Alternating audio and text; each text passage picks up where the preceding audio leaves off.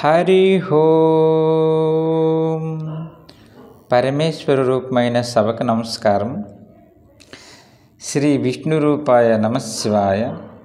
బుధవారం పూజా విధానం. బుధవారం ఎలాగ పూజ చేయాలి? ప్రతి ఒక్క బుధవారం శుక్లపక్షంలో వచ్చే మొదటి బుధవారం మరియు పున్నం గడియ లోటు ఆ బుధవారం మనము 21 వారాల పాటు పూజా విధానం చేయాలి. స్థితికారకుడు అయిన మహావిష్ణు మరియు మనకి అందరు కాపాడే మహావిష్ణు యదా యదా ధర్మస్య గ్లానిర్భవతి భారత అభ్యుత్థానమధర్మస్య తదాత్మానం సృజామ్యహం. ఓ అర్జున, ఎప్పుడెప్పుడు ధర్మం అధర్మమాయను, ఈ అధర్మం ఈ సృష్టిని ఈ 3 లోకాలు ఏలును, అప్పుడు నన్ను నేనుగా సృష్టించుకొని అవతారం దాల్చుతాను. పారిత్రాణాయ సాధూనం వినాశాయ చతుష్కృతం ధర్మ సంస్థాపనార్థాయ సంభవామి యుగే యుగే.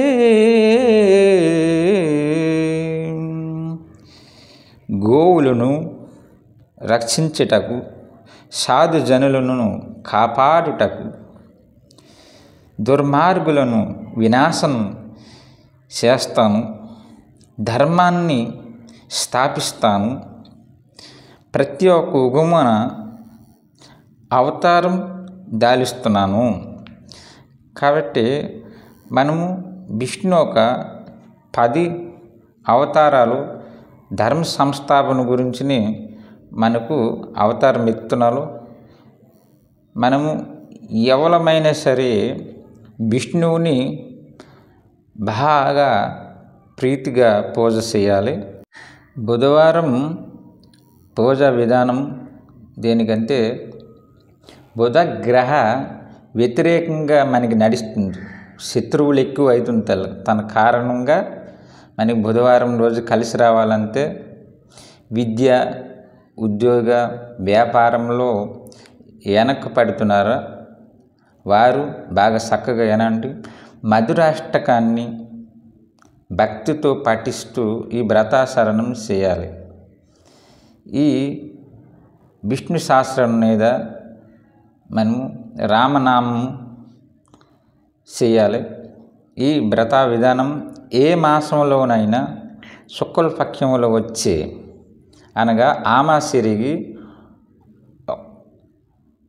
పున్నం వరకు 15 రోజులు శుక్లపక్షంలో వచ్చే ఒక బుధవారం పడవచ్చు, 2 బుధవారాలు పడవచ్చు, చక్కగా చేసుకోవచ్చు. మొదటి బుధవారం నాడు ప్రారంభించి 21 వారాల పాటు ఈ వ్రత ఆచరించాలి.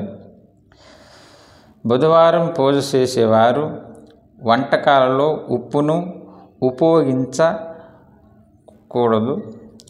ఆకుకూరలు, పచ్చ అరటి పండ్లు, పచ్చ ద్రాక్ష మొదలైన ఆకుపచ్చ రంగులో ఉండే ఆహార పానీయాలను మాత్రమే సేవించాలి. పచ్చ రంగు వస్త్రాలు, పచ్చ రంగు కూరలు, పచ్చ రంగు వస్తువులు దానం చేయాలి. గోవులకు పచ్చగడ్డి తినిపించడం శ్రేష్టం. మరియు పిండి వంటకాలు, శ్రేష్టన్నం, కీరన్నం మనము శ్రీ మహావిష్ణు అయిన శ్రీమన్నారాయణుని మనం పూజిస్తే చాలా మంచిది. మనలో ఉన్న పాపాలు శ్రీ మహావిష్ణు అయిన నారాయణమూర్తి ఆ రాముడే మనకు పాపాలను తీస్తూ పుణ్యం లభించేలాగా ఆశీర్వదిస్తాడు. ధనధాన్యములను మనకు ఎలాగ లభించే మార్గం వరమిస్తాడు. మరి ఈ వ్రతం చేసిన వారు ధనధాన్యాలతో చాలా బాగా సంసార జీవనంలో సుఖంగా సంతోషంగా ఉంటారు. నన్ను నమ్ముకున్న భక్తుల జోలికి వస్తే చంపేస్తా, గోమాత జోలికి వస్తే చంపేస్తా, సాధు భక్తజనుల జోలికి వస్తే చంపేస్తా, సప్త ఋషుల జోలికి వస్తే చంపేస్తా, నన్ను నమ్ముకున్న భక్తుల జోలికి వస్తే చంపేస్తా.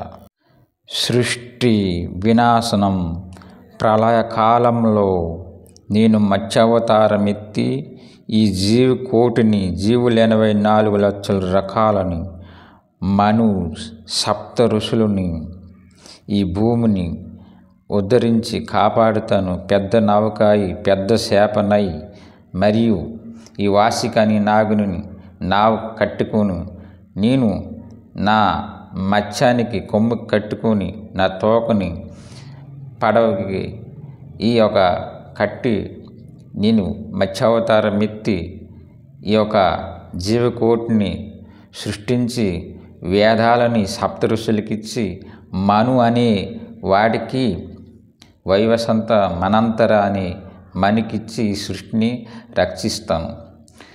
రెండోది, కూర్మావతారం ఎత్తి మందారగిరి పర్వతం సముద్రంలో మునిగేటప్పుడు నేను పెద్ద తాపేలినై అవతారం ఎత్తి, మరియు దేవదానవులు వాసికిని నాగుని మందారగిరి పర్వతను చుట్టి కాలుకోటి ఇసం పుట్టెను, అమృతం పుట్టెను, కల్పవృక్షం పుట్టెను, మరియు లక్ష్మీమాత పుట్టెను, అనేక వజ్రాలు మాణిక్యాలు ఎన్నో రకాలు పుట్టెను.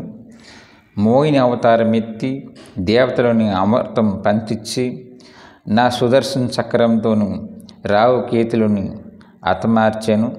మరియు మూడో అవతారం భూమిని సముద్రంలో నుంచి ఉద్ధరించిన తర్వాత మనము హిరణ్యాక్షుడు అనే రాక్షసుడిని వినాశనం చేసి, ఈ భూదేవి కాపాడిన మహా విష్ణు అవతారం ఎత్తి, మా వరావతారం ఎత్తి, తెల్ల కమ్ములు పంది అవతారం ఎత్తి ఈ భూమిని కాపాడాను.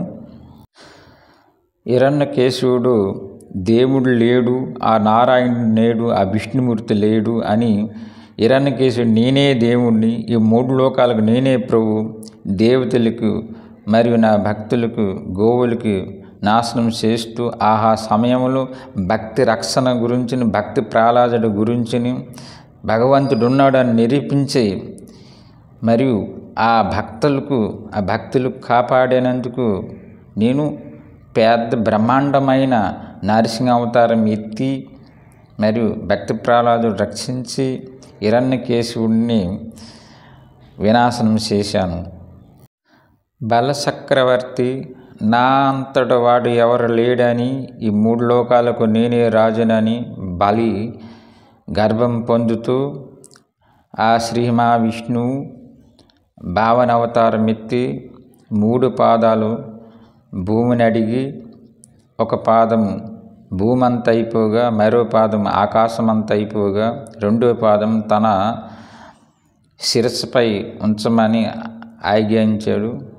దానికి పెట్టు బలచక్రవర్తి పాతాళ లోకానికి తొక్కాడు. విష్ణు భగవానుడు ఎవరైనా సరే నేనే గొప్పవాడినంతే అహంకారిస్తే ఊరుకోడు, ఖచ్చితంగా వచ్చి వాళ్ళు ఆ రాక్షసుల్ని వినాశం చేస్తారు. పరశురామ అవతారం ఎత్తి క్షత్రియుల్ని 21 మారులు భూమండలం వల్ల తిరిగి క్షత్రియులను వినాశనం చేశాడు పరశురామ అవతారం ఎత్తి. రావణాసురుడు, కుంభకరుడు ఈ 3 లోకాలకు వినాశనం చేస్తూ, భక్తులను హింసిస్తూ, సాధులను హింసిస్తూ, ఈ 10 దిక్పాలకులకు హింసిస్తూ, ఈ మొత్తం బ్రహ్మాండం గజగజ వణిగిస్తున్నాడు రావణ బ్రహ్మ. ఎంత చక్కనయ్యా రామావతారం ఎత్తి పారిత్రాణాయ సాధూనం వినాశాయ శత్రుస్కృతం ధర్మ సంస్థాపనార్థాయ సంభవామి యుగే యుగే.